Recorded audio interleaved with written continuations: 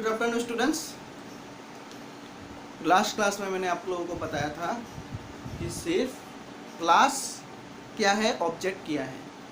तो आप लोगों को सिर्फ कॉन्सेप्ट क्लियर करना है। अभी बाद में जब हम लोग प्रोग्राम करेंगे तो हम लोगों को एक एक टॉपिक आप लोगों को अच्छी तरह से समझाऊंगा, फिर से रिपीट करूंगा।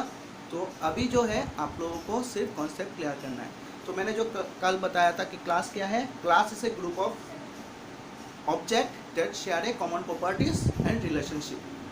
क्लास क्या है, मान लो, फिर से मैं रिपीट करता हूँ कल का क्लास थोड़ा बहुत। मान लो स्टूडेंट एक क्लास है, ठीक है। तो इसका कुछ ऑब्जेक्ट होगा, मतलब स्टूडेंट है क्लास। तो क्लास का डेफिनेशन क्या है, क्लास से ग्रुप ऑफ ऑब्जेक्ट। तो एक स्टूडेंट का नाम हो सकता है,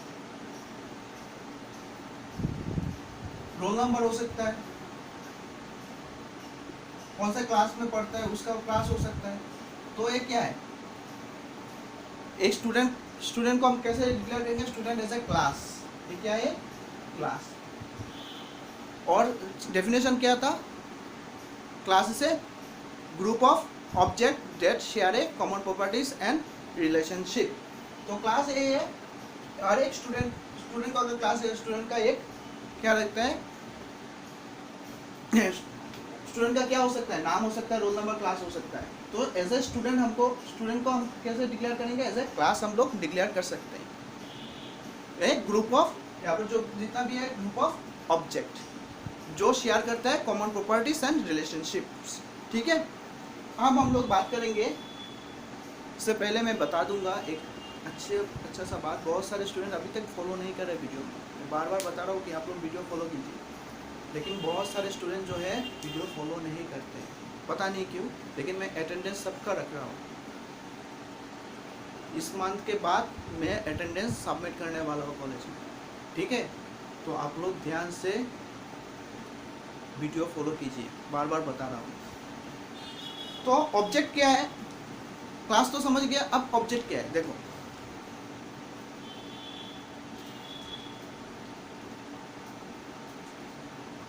तो ऑब्जेक्ट क्या है, मान लो ऑब्जेक्ट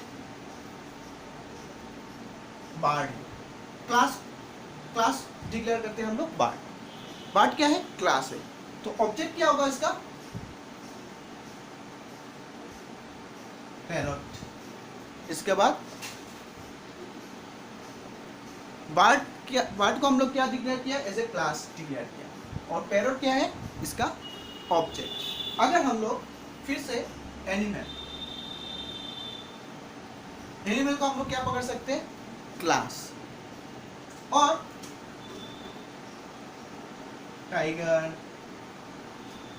लायन, इसके बाद और क्या है,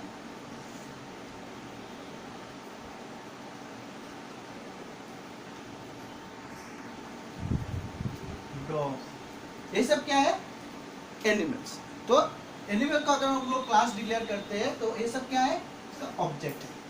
समझ गए। और ऑब्जेक्ट क्या है, object is identifiable entity with some characteristics and behaviour. जो हर एक चीज़ों का क्या है, बिहेवियर और कुछ कैरेक्टरिस्टिक्स होता है। समझ गए ऑब्जेक्ट क्या है। तो आज हम लोग बात करेंगे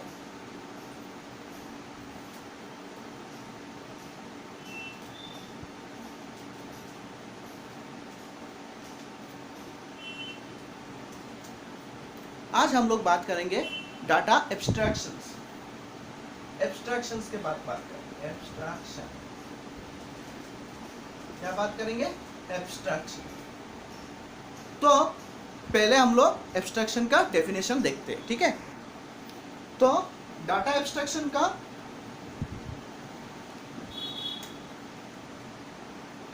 डेफिनेशन क्या है, abstraction refers to the act of representing essential features without including the background details और एक्सप्रेशन। सुनने में बहुत ही टफ लग रहा है, लेकिन एकदम इजी है। इसका कॉन्सेप्ट समझो क्या है। सुनने में हम लोगों को क्या लगता है, क्या लिख दिया, क्या डेफिनेशन से, बहुत टफ, लेकिन एकदम इजी है। कॉन्सेप्ट को इसे समझो। एब्स्ट्रैक्शन क्या है, मान लो आप एक कंपनी में जॉब करते हैं, ठीक है। उसी कंपनी में आपको बायोडाटा सबमिट करने के लिए आपको बोला गया, ठीक है। तो आप लोग बायोडाटा सबमिट करोगे, तो बायोडाटा जब आप लोग सबमिट करोगे, बायोडाटा सबमिट करने के बाद आप उसमें क्या लिखोगे? नाम लिखोगे, आपका बैकग्राउंड डिटेल्स लिखोगे, आपका क्वालिफिकेशन लिखोगे, ठीक है। तो उस कंपनी को सिर्फ आपको पूछा गया था कि आपका क्वालिफिकेशन क्या है, बोले। आपने क्या किया, क्वालिफिकेशन की जगह में आपने पूरा डिटेल्स लिख दिया क्वालिफिकेशन का, जो ज़रूरत नहीं था कंपनी को, ठीक है। समझ में आ रहा है क्या? देखो, बायोडाटा मैंने लिखा, बायोडाटा में मैंने क्या किया, जो मुझे पूछा गया था कि मुझे कि आप सिर्फ नाम, क्वालिफिकेशंस और address, father's name, mother's name लिख कर, ठीक है।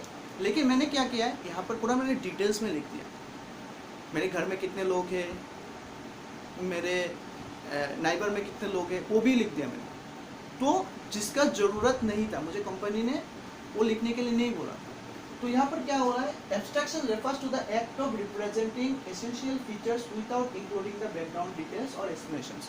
जो मुझे एक्सप्लेनेशंस और बैकग्राउंड विदाउट बैकग्राउंड डिटेल्स देने की ज़रूरत ही नहीं था, सिर्फ मुझे इतना तक देना था कि सिर्फ मुझे बायोडाटा लिखना था, और उसमें सिर्फ नाम, क्वालिफिकेशंस और एड्रेस और मम्मी पापा का नाम लिखना था, बस इतना तक। लेकिन मैंने पूरा डिटेल्स दे दिया जिसका ज़रूरत नहीं था। तो डाटा एब्स्ट्रैक्शन का काम ही रहता है। एब्स्ट्रैक्शन रेफर्स क्या करता है, act of representing essential feature, जिसका ज़रूरत है वही रखता है, without including the background details और एक्सप्लेनेशंस। जिसकी कोई ज़रूरत नहीं है, विदाउट इंक्लूडिंग द मतलब बैकग्राउंड डिटेल्स, और कुछ नहीं है, सिर्फ जिसकी ज़रूरत, जितना ज़रूरत होता है इतना ही वो रखता है फॉर्म नंबर, ठीक है। समझ गए? अब जो नेक्स्ट है वो क्या है, तो नेक्स्ट जो टॉपिक है क्या है, एनकैप्सुलेशंस। जो टॉपिक है वो क्या है, encapsulations. The wrapping up of data and operations into a single unit is known as encapsulations. आप बोलोगे सर एनकैप्सुलेशन क्या है? वही चीज़ मैं बताऊंगा आपको सिंपल एग्जांपल से। मान लो आप हाथ में रिस्ट वॉच लगाते हो, ठीक है। तो रिस्ट वॉच में क्या होता है, रिस्ट वॉच का काम क्या होता है, हम लोग सिर्फ जानते हैं टाइम बताना। लेकिन रिस्ट वॉच के अंदर जो काम हो रहा है उसको हम जानते हैं, किस तरह काम हो रहा है वो जानते हैं, फंक्शन किस तरह हो रहा है वो जानने की कोशिश भी नहीं करते, लेकिन हम लोग सिर्फ टाइम देखते हैं। लेकिन रिस्ट वॉच के अंदर मिनट, सेकेंड और आवर का किस तरह काम हो रहा है, कुछ तो फंक्शन हो रहा है। जैसे मान लो कंप्यूटर हम लोग चला लेते हैं, लेकिन बहुत लोगों को पता नहीं होता कि कंप्यूटर अंदर में काम कैसे करते हैं, प्रोसेसिंग पता है नहीं पता। तो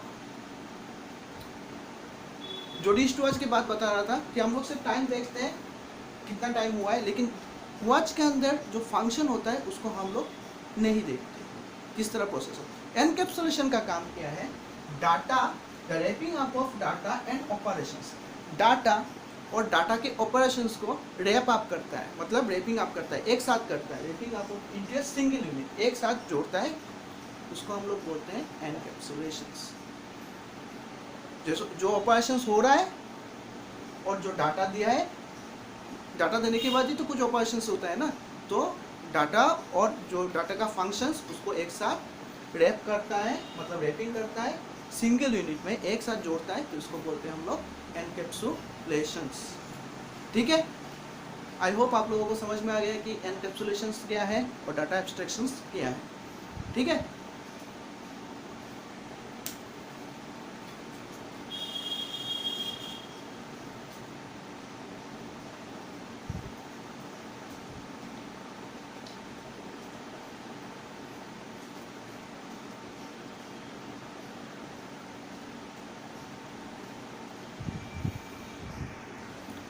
जो हम लोगों का नेक्स्ट टॉपिक है वो क्या है, पॉलीमॉर्फिज्म।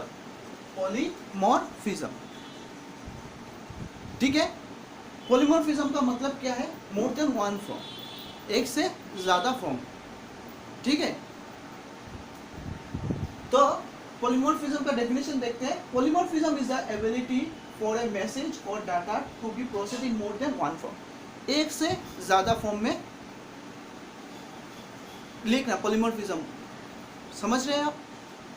से एग्जांपल मान लो, आप डेफिनेशन देख लो। Polymorphism is the ability for a message or data to be processed in one more than one form. एक से ज़्यादा फॉर्म में हम उसको लिख सकते हैं। तो मान लो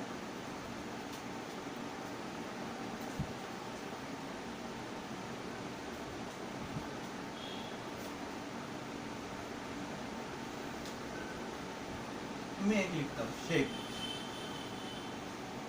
यहाँ पर मैं लिखता हूँ सर्कल, यहाँ पर मैं लिखता हूँ ट्रायंगल,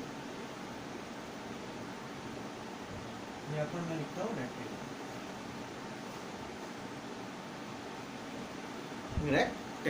ठीक है,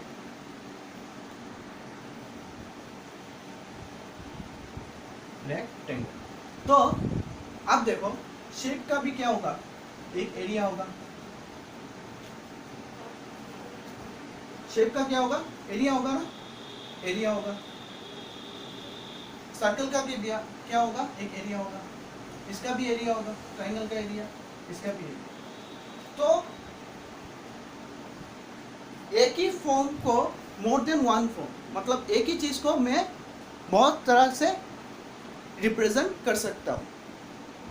ठीक है, तो पॉलीमॉर्फिज्म का डेफिनेशन क्या था? Polymorphism refers to the message or data to be processed more than one form. उसका एबिलिटी क्या होता है, डाटा और मैसेज को बहुत सारे फॉर्म में उसको रिप्रेजेंट करना। ठीक है, तो आई होप आप लोगों ने समझ लिया है। आज का जो टॉपिक था वो आप लोगों ने अच्छी तरह समझा। यही चैप्टर 5 भी यहाँ पर ही ख़त्म होता है आप लोगों का।